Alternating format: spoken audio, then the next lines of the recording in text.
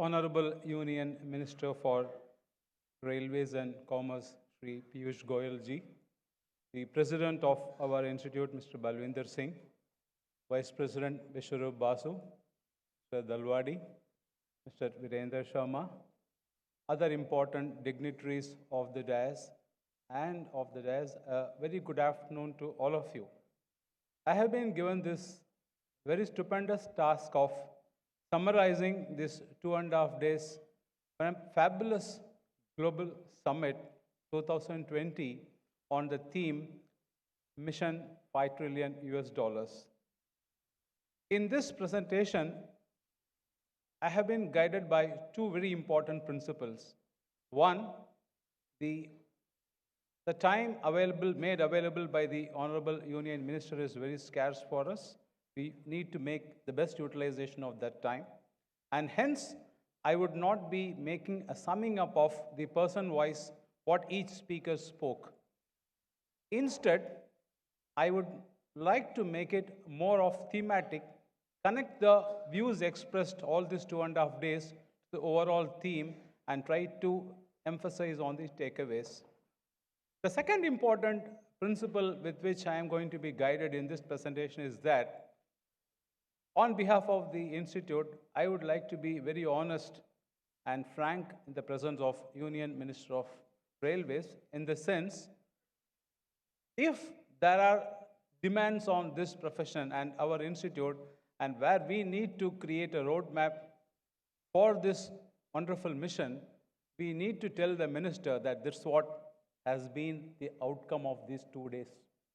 If we don't say that, and if we don't expect the type of support placed before him, this is the type of support we require for our roadmap, we will be failing miserably. So these two principles have been working in my mind for the last 2 days, and as a result, I have made the presentation into 3 parts.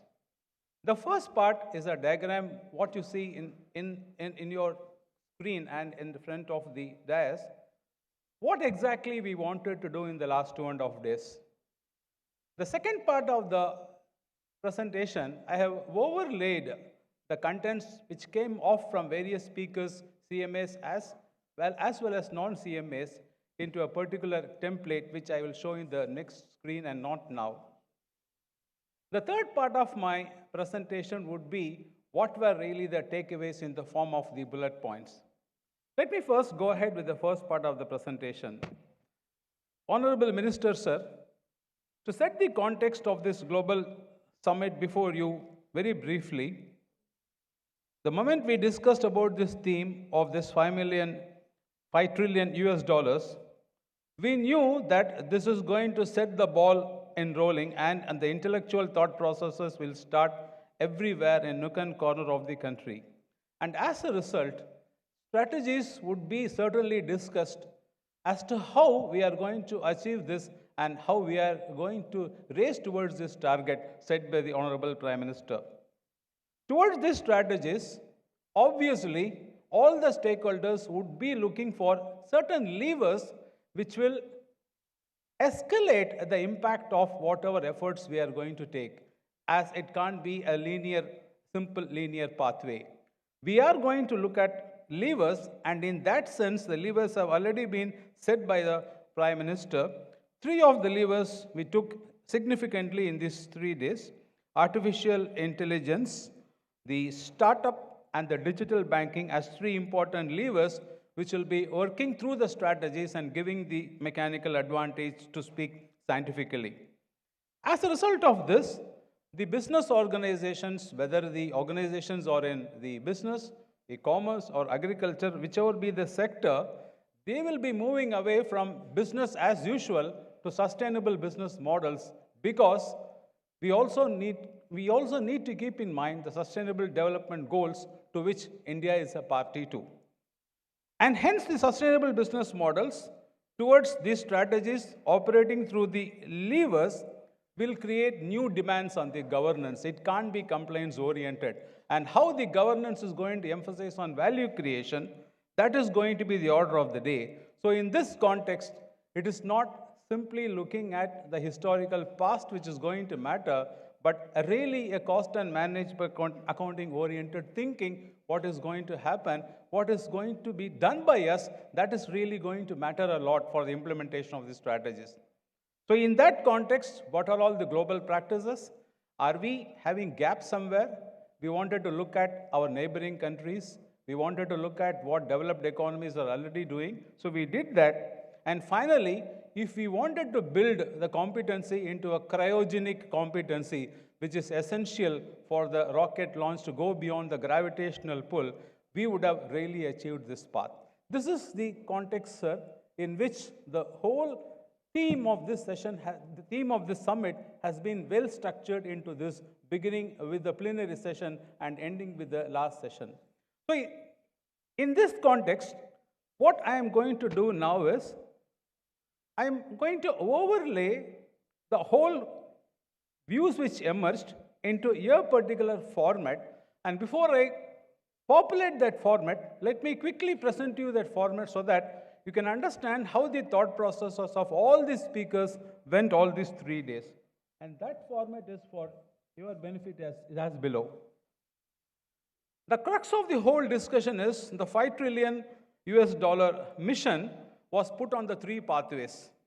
Pathway 1 is the agricultural sector, which has to reach 1 trillion, the services sector, which is a major chunk of 3 trillion, and the manufacturing sector of 1 trillion. So if these 3 sectors achieve these targets, of course, we are bang on the target. Now, these views towards this, we have put into these 3 segments what you see on the rows. 1, what the government perhaps is already doing, and incrementally what they may be further doing. That again broken in terms of what policy interventions and what policy level decisions have been taken or will be taken. Second, in addition to the policies, what sort of projects some of the speakers felt can in addition government start. This is as for the government side suggestions which came up from this session. The second segment is what the institute has to do in terms of a leadership role, again divided into 2 segments. Are there tools which we need to look fresh and pick up these tools and build these competencies amongst the profession? There could be existing tools, there could be new tools. Both of this we need to build competency in the profession. And lastly, the profession which looks forward to the institute and the government needs to assimilate, absorb this in terms of capacity building, and then in terms of advocacy, tell its clients, tell its members, wherever we are supporting either the agriculture or the services or the manufacturing, let us do this towards this mission.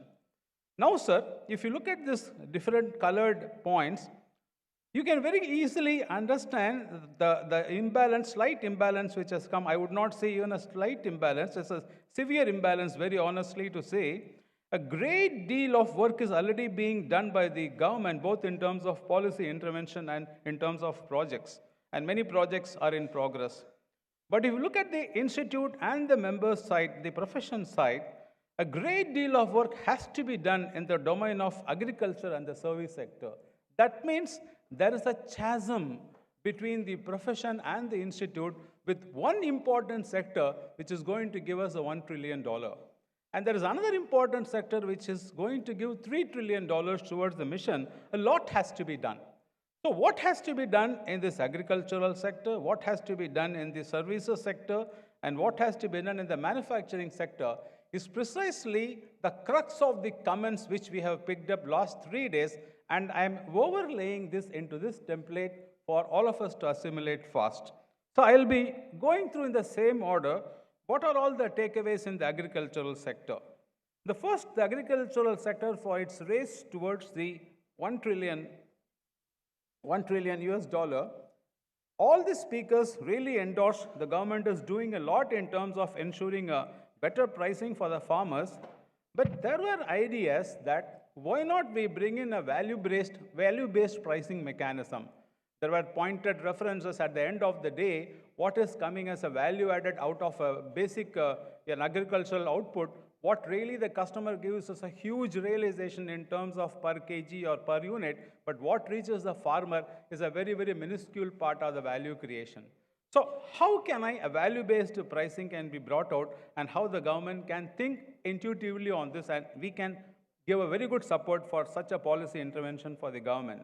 And here, we would expect a better institutional framework we can go and present to the government. This is how the CMAs can be involved and be supportive of the targets given by the government in the agricultural sector. In terms of projects, there was a tremendous emphasis on training which are outcomes oriented or result oriented for the farm community. Direct benefit transfers, a lot have been introduced for the farmers, but there is further scope for augmenting that. There could be a government-sponsored investments in farm sector, and there were suggestions for rationalizing subsidies. I am giving the bullet points only. The details can be presented. Yeah. Okay, sir. Thank you, sir. So what I would like to add then is, only in terms of the institute, I will only explain in very simple words that there needs to be tools developed from the institute side for understanding the cost and profitability of the agricultural model, and that needs to be disseminated in terms of competency to the agricultural sector. Institute has to play a very major role. And in this, in terms of competency building by the institute, a very good suggestion came that there is a farm producing organizations.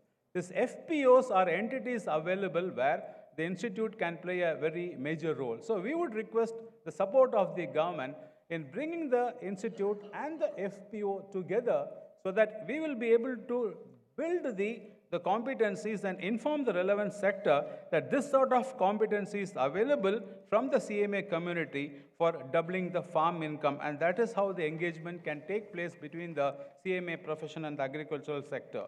Of course, lastly, nothing has been mentioned because frankly, the profession has to do a lot in building capacity in itself and start advocating about the role what CMAs can play in the agricultural sector. The second sector, in terms of the services sector, as Union Minister himself has very rightly suggested, he would prefer me to add to this rather than my repeating this.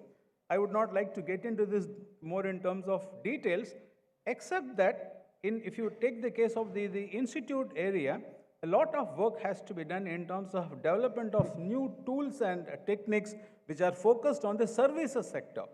The emphasis of the profession has been for a very long time a factory-oriented material labor overheads type of cost build-up and the role the management accounting play, whereas the typical business models of the services sector, whether it is financial services or any other services, they take on a different pathways.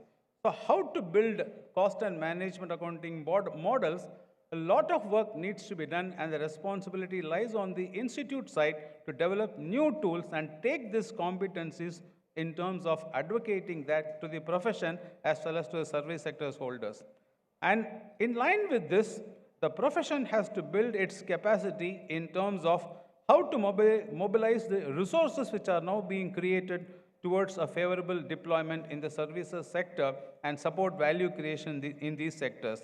One particular excellent suggestion came from one of the speakers that the CMAs, particularly in practice, need to tell their clients and the service sector how to build models for building gold from waste.